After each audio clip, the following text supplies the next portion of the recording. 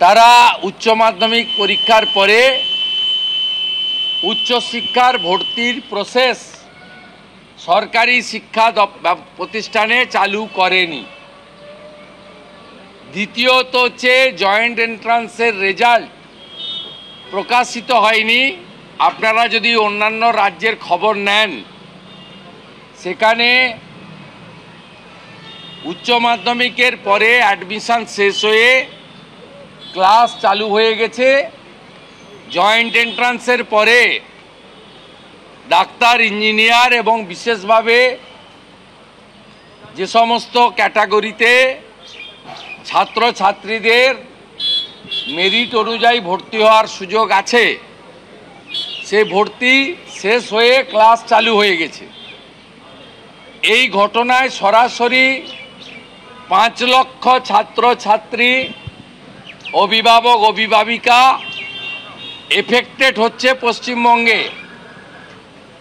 এই রকম একটা গুরুত্বপূর্ণ জ্বলন্ত সমস্যা আমরা রাজ্যের প্রধান এবং একমাত্র বিরোধী দল যারা বিধানসভায় প্রতিনিধিত্ব করি, আমরা চুপ করে বসে থাকতে পারি না। আমরা রাজ্যপাল মহোদয়ের হস্তক্ষেপ দাবি করেছি, কারণ বিকাশ ভবনের কাছে গেলে আমাদেরকে চাংদোলা করে তুলে থানায় নিয়ে যাওয়া হতো। নবান্নর কাছে তো যেতেই দেবে না। অভয়ার মাকে যারা লাঠি মারে তাদের কাছে নবান্ন যাওয়ার চেষ্টা করেই, যদিও আমরা এমএলএ নির্বাচিত, আমাদের স্টেট সেক্রেটারিয়েট নবান্ন সচিবালয়। কোনো রাজ্যে কোনো এমএলএ এমপিকে সচিবালয়ে যাওয়ার ক্ষেত্রে দলের পরিচয় দিয়ে যেতে হয় না, কেবলমাত্র পশ্চিমবঙ্গে সেটা হয়। স্বাভাবিকভাবে আমরা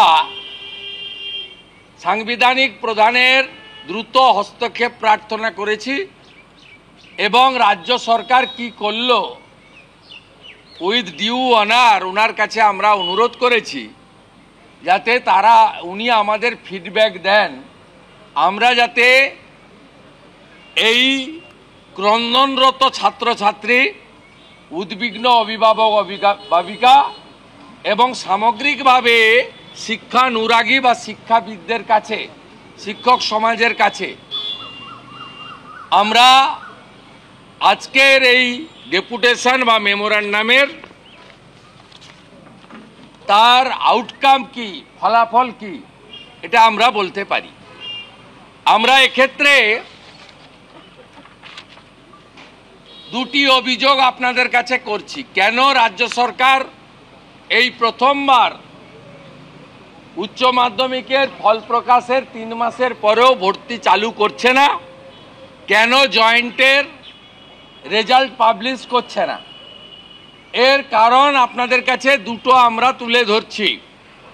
এক হচ্ছে জাতীয় ওবিসি তালিকার বাইরে থাকা 76টা মুসলিম জনগোষ্ঠীকে ভোট ব্যাংকের জন্য ওবিসির তালিকায় ঢুকাতে চায় এবং অ্যাডমিশনে যে ওবিসি রিজার্ভেশন আছে, সেই রিজার্ভেশন থাকে যাতে এই 76টা অবৈধ মুসলিম জনগোষ্ঠী বঞ্চিত না হয়, তার জন্য তোষণবাজ সরকার, মুসলিম লীগ 2 সরকার, মমতা ব্যানার্জির সরকার পশ্চিমবাংলার সমস্ত ছাত্রছাত্রীর ভবিষ্যৎকে জলাঞ্জলি দিচ্ছেন।